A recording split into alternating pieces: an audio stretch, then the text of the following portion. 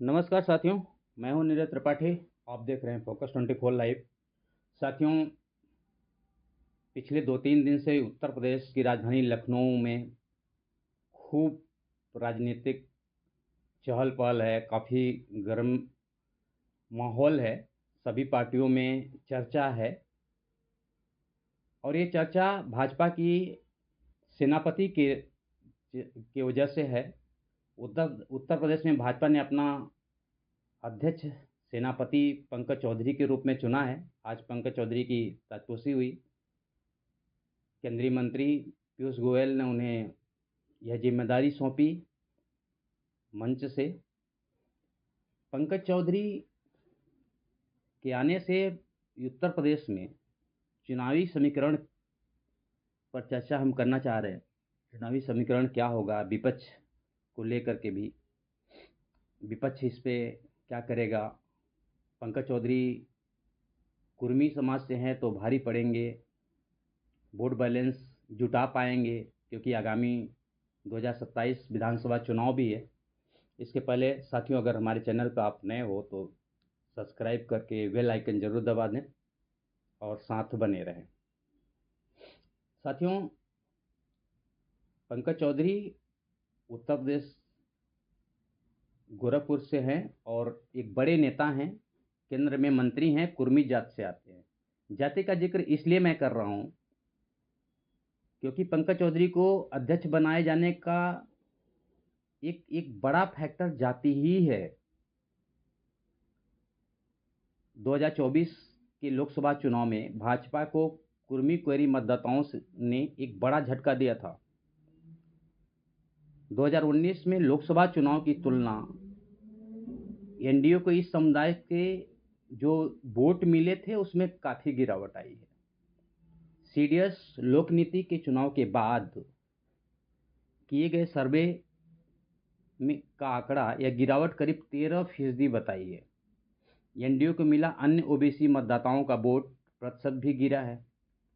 2024 के चुनाव परिणामों का विश्लेषण करने पर भारतीय जनता पार्टी को पता चला कि कुर्मियों के साथ नहीं देने से वाराणसी जैसी सीट, बनारस जैसी सीट प्रधानमंत्री की जीत का अंतर कम रह गया था। वहीं प्रतापगढ़, प्रयागराज, कौशाम्बी सहित कई जिलों का यही हाल रहा। फूलपुर में बीजेपी के प्रवीण पटेल किसी तरह सांसदी तो बचा ले गए, लेकिन खुद के विधानसभा क्षेत्र में हार गए थे। ऐसी स्थिति पार्टी को कुर्मी मतदाताओं को किसी हाल में साधना जरूरी लग रहा है। दरअसल उत्तर प्रदेश की जब चुनाव की बात आती है, उत्तर प्रदेश की वोट की बात आती है, तो यहाँ जाति समीकरण जो है बहुत एक फैक्टर है जो बहुत मायने रखता है। यूपी में भाजपा ने ब्राह्मण के बाद सबसे ज़्यादा अध्यक्ष कुर्मी जाति के नेताओं को बनाया भी है। अगर देखा जाए तो इसके पहले जो है कटियार, स्वतंत्र देव सिंह, ओम प्रकाश के तीन, अभी चौथे जो है कुर्मी समाज से अध्यक्ष बने हैं। चौधरी से पहले उनके जाति के नेता यूपी अध्यक्ष रह चुके हैं।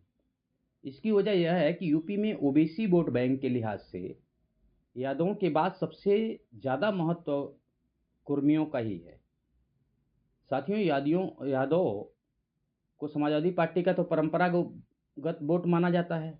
अगर यादव हैं तो समाजवादी पार्टी को ही वोट देंगे। अब इसलिए कुर्मी मतदाताओं पर भाजपा की नज़र होना लाजमी है। भाजपा को नज़र रखनी भी चाहिए, क्योंकि यादव से तो उनको वोट आने नहीं है।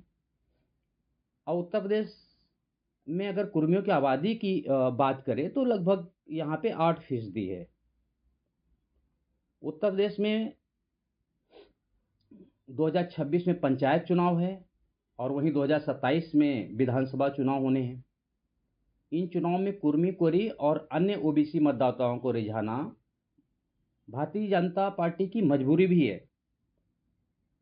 2017 में 14 साल के वनवास के बाद भारी बहुमत से बीजेपी उत्तर प्रदेश की सत्ता में आई थी।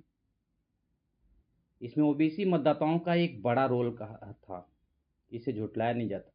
तब बीजेपी अध्यक्ष भी केशव प्रसाद मौर्य थे, जो कि ओबीसी समुदाय से ही आते हैं। अब बात कर लेते हैं समाजवादी पार्टी अखिलेश यादव की। अखिलेश यादव ने पीडीए के रूप में नए सामाजिक समीकरण का नारा दिया है। 2024 में लोकसभा चुनाव उनका प्रदर्शन काफ़ी अच्छा रहा। इसके बाद उन्होंने यह नारा और मजबूत किया। भाजपा के लिए उनकी काट खोजना भी जरूरी है। कुर्मी प्रदेश अध्यक्ष की तैनाती इस दिशा में एक बड़ा कदम माना जा रहा है। यूपी बीजेपी के नए अध्यक्ष पंकज चौधरी का कुर्मी होना ही बतौर पार्टी मुखिया के लिए एक बड़ी परेशानी का सबब बन सकता है। कुर्मी ओबीसी मतदाताओं को साधना, पार्टी के अंदर जाति संतुलन को साधते हुए मतभेद खत्म करना, अखिलेश का पीडीए फार्मूला कमजोर करना, उन्हें कई मोर्चों पे एक साथ जूझना होगा। मतलब अखिलेश यादव के लिए यह एक चुनौती भी होगी, क्योंकि अब एक तरीके से अखिलेश यादव और पंकज चौधरी आमने सामने हैं। पंकज चौधरी अपने पूरे जोर तो लगाएंगे ही। 1980 से 2025 तक उत्तर प्रदेश में भाजपा की कमान अगड़ी जातियों खास करके ब्राह्मणों के हाथ में रही। ये जो इस अध्यक्ष की बात कर रहे हैं, सेनापति की बात कर रहे हैं, तो 1980 और 2025 तक की सफ़र को याद करें, ध्यान दें, तो यह ब्राह्मणों के हाथों में रही। सबसे ज़्यादा समय ब्राह्मण अध्यक्ष रहे। फिर चाहे वो कलराज मिश्रा लगातार 3 बार भाजपा के अध्यक्ष बनाए गए। 2016 से 2025 के बीच ब्राह्मणों का एक ही मौका मिला। इस बीच मौर्य, कुर्मी और जाट नेताओं को भी कमान दी गई। हालांकि बीते कुछ सालों में पार्टी में ओबीसी नेताओं को महत्व मिला और ओबीसी मतदाताओं ने पार्टी पर अपना भरोसा बढ़ाया है। 2014 के लोकसभा चुनाव में सर्वाधिक सीटें जीतना और 2017 में बहुमत के साथ उत्तर प्रदेश में सत्ता में वापसी के पीछे इसका एक रोल अहम है। 2019 के लोकसभा चुनाव में स्थिति ठीक रही, लेकिन 2024 में फिर से खराब हो गई। यूपी में बीजेपी अध्यक्ष की कुर्सी पर लोध, मौर्य, राजपूत, कुर्मी, भूमिहार और जाट ये सभी बैठ चुके हैं। और उत्तर प्रदेश चुनाव में जो 2027 में चुनाव होने वाला है, उसको लेकर के कहीं न कहीं पार्टियों में अभी से शुरुआत हो चुकी है। और एक लंबे अंतराल के बाद, काफ़ी ऊहापोह के बाद बीजेपी अध्यक्ष की ताजपोशी हुई है। कल का जो सस्पेंस था और आज ताजपोशी के बीच में, कल तक का सस्पेंस कुछ और था। आज जो ताजपोशी के बाद अब सभी का ध्यान सपा की तरफ है। समाजवादी पार्टी अखिलेश यादव की अगली चाल क्या होगी, वो उत्तर प्रदेश में अपने मतदाताओं को साधने में कैसे कामयाब होंगे, यह सब चर्चा शुरू हो गई है अभी से। साथियों, इस खबर पे आपकी क्या राय है, कमेंट करके बताएं। बहुत बहुत धन्यवाद। जय हिंद।